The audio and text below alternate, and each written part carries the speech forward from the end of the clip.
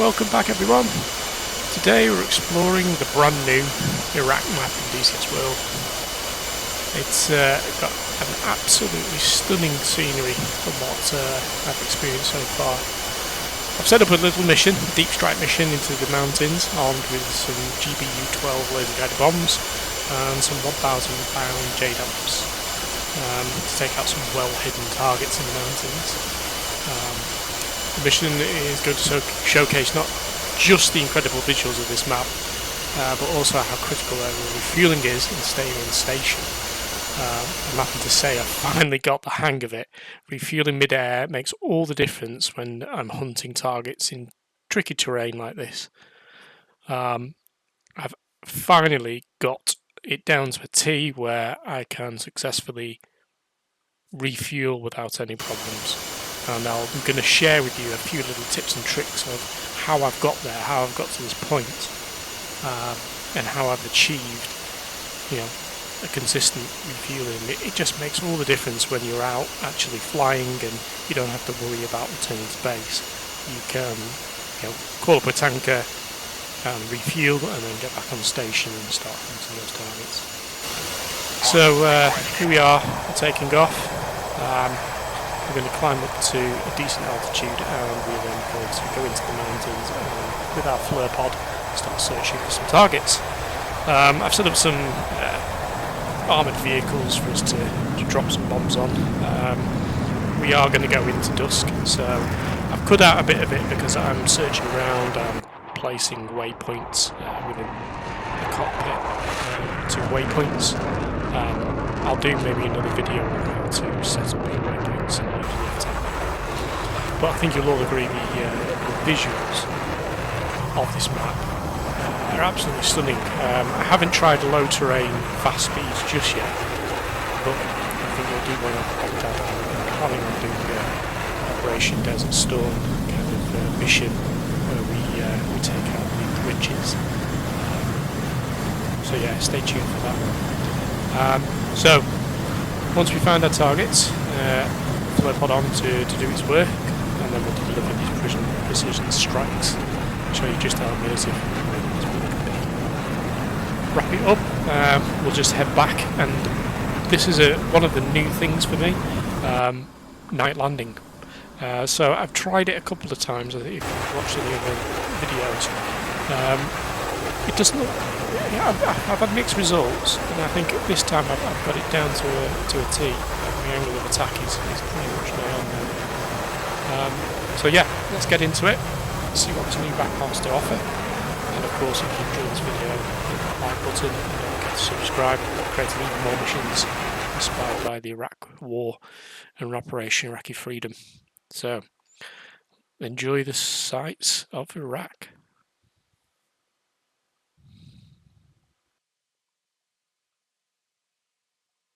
As you can see here, I'm just giving you a 360 view from the cockpit of the mountain ranges, and they look amazing. You can have some fantastic low-level runs in for strike missions down these valleys, popping up over the top and dropping ordnance, and maybe even dogfighting. SAMs as well, masking those SAM terrains. But yeah, I think it's. I haven't really got anything to gauge it by, but I have got the Afghanistan, Syria, Sinai maps. I've yet to, and Persian Gulf and South Atlantic and Kola, all amazing maps. So I'm looking forward to getting stuck into some of them as well.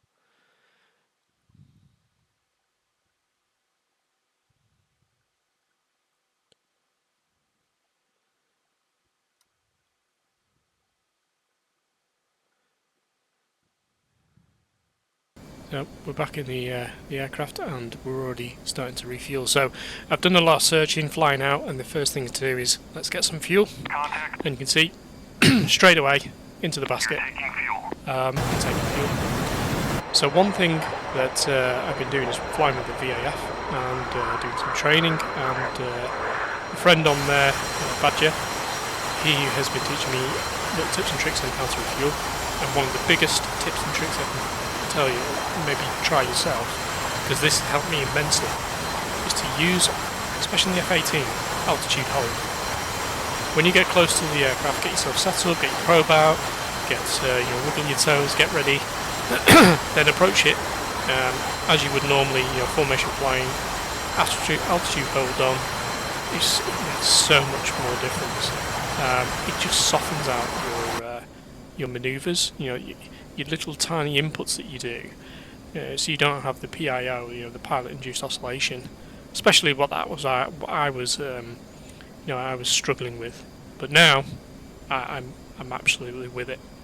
Even when I lose the basket like this, I know not to panic. I know I can back off and then look back up, right, go back into it, make sure my altitude holds on, little corrections, and then we can go for the basket. And there's another thing they say, like, don't chase the basket. I'm not actually looking at the probe in the basket there. I'm just looking at the wing, my velocity vector on the horizon.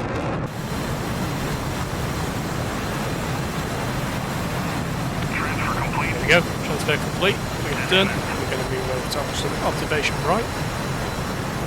Probe away. And let's go. So we'll cut to more of a dusk view, because what I've done is I've flown over the target, it's F10 map, set all my waypoints up. I could have done this beforehand, but I wanted to experience flying around these mountains first. So as we see, I did a lot of flying because it's now dusk, and I need some more fuel. And again, just showing how easy it is now, not boasting or anything, but it's just hours in the cockpit. It's just becoming and learning your craft, and not being anxiety over refueling, because that's what I was getting. I was thinking, I'm going to go on these missions and I want to return to base because I'm not with fuel. But now, stick at it, and you'll get past it every time. I mean, I'm still disconnecting now and again, but okay, I can get past it again with fuel. Stunning sunset.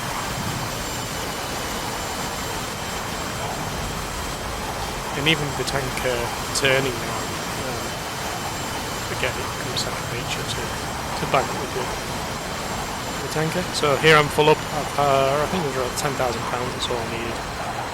Just going to go off and hit these targets now. No, actually, I'm going to go back in. Just showcase. There we go. Go back in.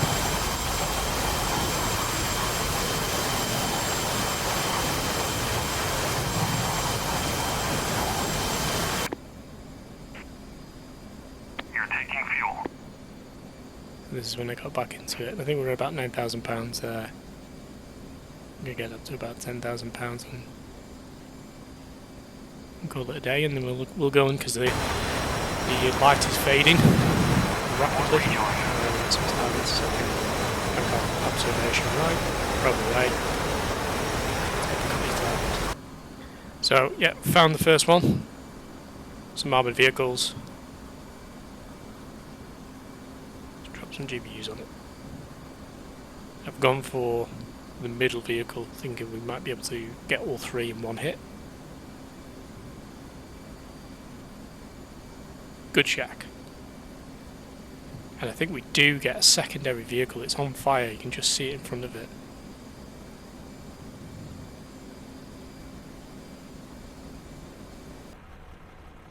There we go. Didn't get the third one, but the first one is on fire.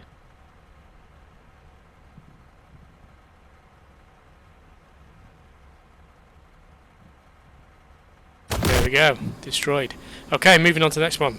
So more armoured vehicles, and we've got what looks to be a van with a little rocket launcher. So this time I'm dropping a 1,000 pound JDAM. So this is a big boy. Hopefully we can get all three here in one go.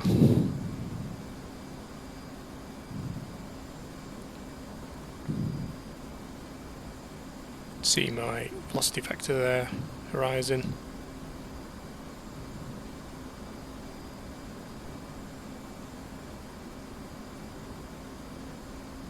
Bariatric hold. Pickle off. Yep, bariatric hold.